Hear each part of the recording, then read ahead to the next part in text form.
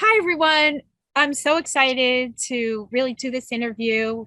I want you to meet Wendy Allen, and I'm so excited for her because Wendy met her soulmate. And I was just looking over, our form when she first started, and it's not even a year. It'll be August.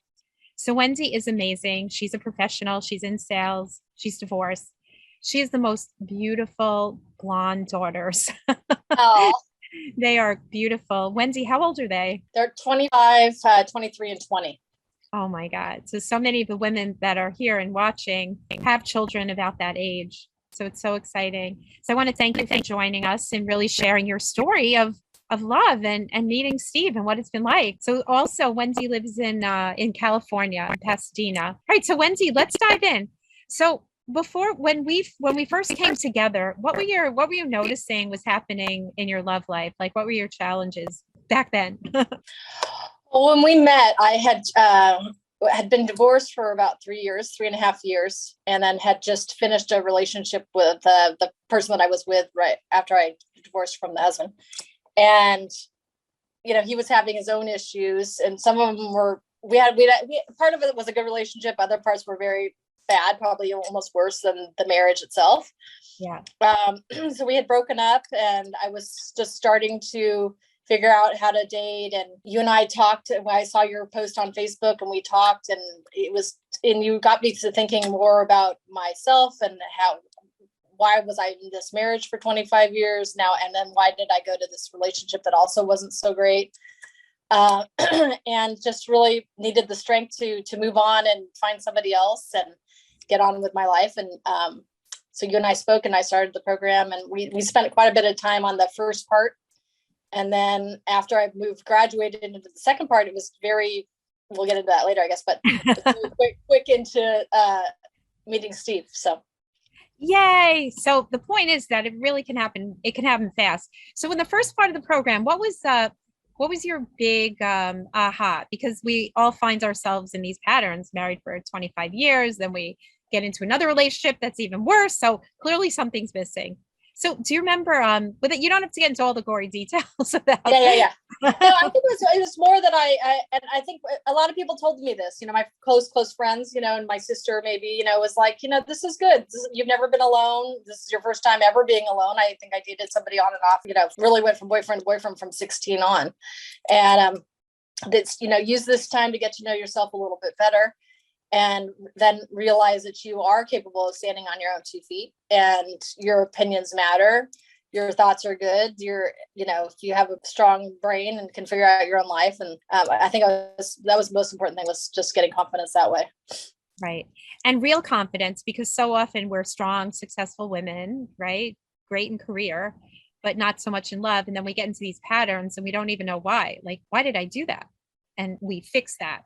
We transform how we think so we can become really integrated and truly confident. Sometimes when we feel strong and independent, really saying, I don't need anyone, which really attracts the wrong people, right? So great. So you figured all that out and you went into dating. So what did you like about how the second phase, about how you dated, what that was like? Well, I ended up going on, Match.com and Bumble, quite a few apps. And so I noticed on Facebook that Steve, he had posted, he and I were friends on Facebook, but we have, how you're friends with people, but you're not really friends. Like he and I really didn't know each other at all. And, but our families knew each other. And I had met his parents because we belonged to the same golf club. So I went to he posted something, and I went to his site and I saw he was single.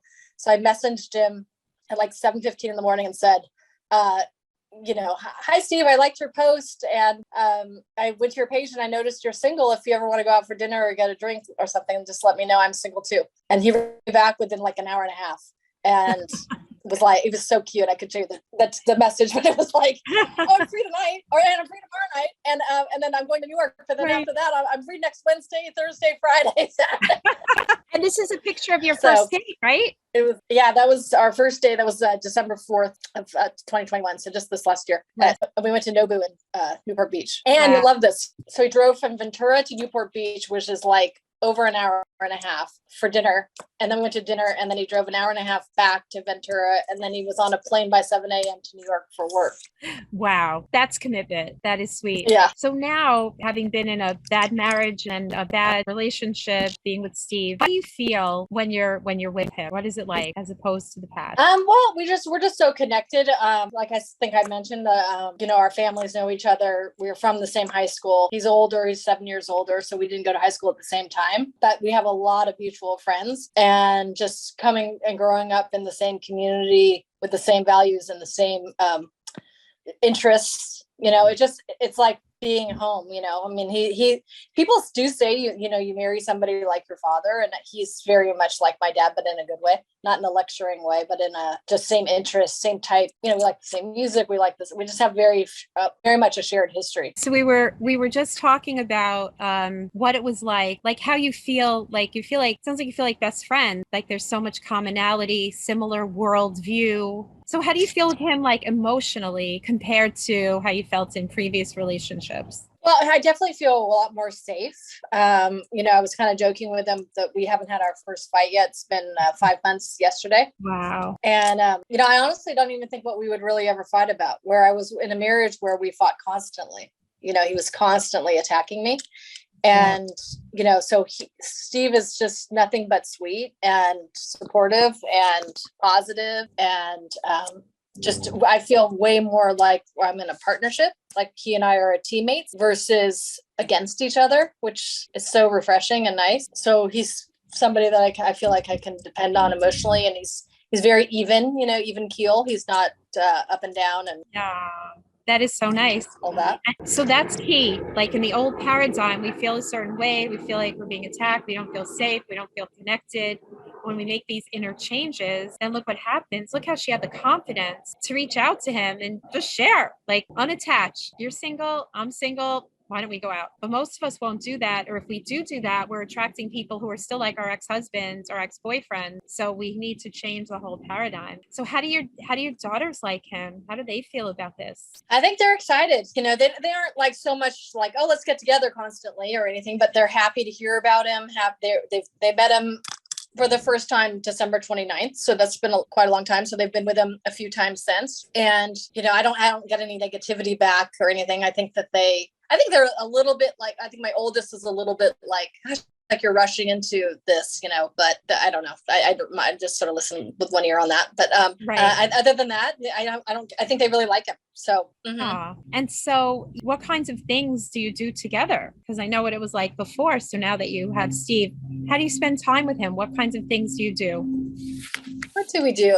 Well, he's gotten me to play golf. Ooh. And I grew up in a golfing family, and my ex-husband golfed a lot. So, but he never wanted me to golf with him. Never suggested. He only wanted to be with his friends and golf like that. And it wasn't interested in me being a part of it. So, and Steve's the opposite. He would rather have me do that and travel and golf. So I'm trying to learn that. And, which is fun. We travel a lot. I have a place in Newport, so we're kind of in Newport a lot. I got him to go to my Pilates class. And then we walk, go out to eat a lot. We've traveled a lot. We've already been to New York, Sun Valley, Mammoth, the desert. So he likes to travel. And we just got back actually from Arkansas. The last 2 days he was presenting at Walmart. So we went to Bentonville, Arkansas, and saw what that was like. So that's exciting. So you're doing all these things. And church. We're going to church, which is nice. And I never would get because my ex-husband and I, he was Catholic, I was Episcopalian, and Steve's Catholic too, but he's okay with going to the Episcopal church, and I'm fine with going to the Catholic church. So we're just going to church every week, which is nice. And we're with a lot of friends. Like we've been having dinner parties and barbecuing and socializing with his friends and my friends, and everybody's kind of meeting each other. Oh, it sounds so sweet. Yeah, it really is. Right now, my mom loves him. I see his parents. We have dinner with his brother and sister-in-law, and so yeah, it's been really amazing. And after all those years, right, of not having it, being in a marriage like that, where you're not included, you don't feel safe, all of that. Yeah, doesn't it feel great in your body, like to know that you have someone like this? So, I mean, I don't have any, that anxiety and that fear or oh my God, I'm late. She's going to scream at me, you know, or something happened. Oh my God. I do catch myself sometimes like, like that didn't, you know, make him crazy, and he's not screaming, you know. So it's Right. good. It's very, you know, I think that one of the most important things is don't settle, you know, like you teach us that, like, be quick. Like if it's not working out, move on. And because the person that is right for you is out there, you know. That's right. And the Don't change, settle. never settle. That's right. But the changes that we made in the first phase, right? Those are the massive changes that allow a person to attract such a person, right? So well, do you notice the changes within you? It sounds like the biggest thing is how you got your confidence and clarity about really what you wanted, right? Well, then, and also I do find myself like, yeah, no, I do find myself speaking up for myself a lot more because he doesn't fly off the handle. So it's very much like, you know, a place you want to eat, or, you know, think trivial things, nothing too important. But I mean, you know, just things like being still to say, well, that does bother me, or I would rather go do this. Or if it's okay, let's do that. Instead of just always catering to the other person because you're walking on eggshells and you don't want them to blow up. That's right. And that's what many of us grew up with. That's what many of our marriages were like and relationships were like. I can totally relate to that. So it's really a 180. And it really, really is. So what are you most excited about now for the future? Because people say, how can this happen so quickly after a 25-year marriage and all this dating? Like, yeah, it can happen when we do the right work in the right order and we open ourselves up and we have a plan. Yeah, it happens quickly because it's transformation. It's not Band-Aid. So Wendy, what are you most excited about now for the future? Well, I mean, he definitely is a traditional person. He wants to get married. He has been divorced twice, but he does want to get married again. I definitely made sure of that. And he, you know, is financially secure in that. So I feel comfortable marrying somebody like that. That, you know, I'm going to hopefully not hurt myself in some way. And so I think I'm, you know, just excited to get married and share our lives together. And, you know, he has 4 kids from 25 to 31. His son's engaged, and so he's getting married in St. Bart's next April. So, you know, then my kids hopefully will have people, and we'll have grandkids, and have a place where it's safe and people want to bring their kids around. And I'm looking forward to all that whole kind of lifestyle. Amazing. And I remember this is what you designed. This is what you wanted. And then you believed, you really started to believe that it was possible that you could have this level of a person with this ability financially and spiritually and practically that would make you feel the way you want to feel. Yeah. Right. So what do you want other singles to know about making the changes, about the willingness, like, to invest in themselves in making changes when it might feel like, how could this be? Yeah, I mean, you have to start with yourself. And I think that was the best part about the program for me, was just really trying to get you to know yourself a little bit better and know where you came from, how that shaped who you are today, and then what you can do to you know, change it a little bit and have a better outlook on life. And you can find somebody quickly. I mean, life's short. You know, I just had recently, just in the last 2 days, a good friend of my dad's dad passed away. He's 96. He passed away. And then the golfer at our club just passed away. He was probably 85.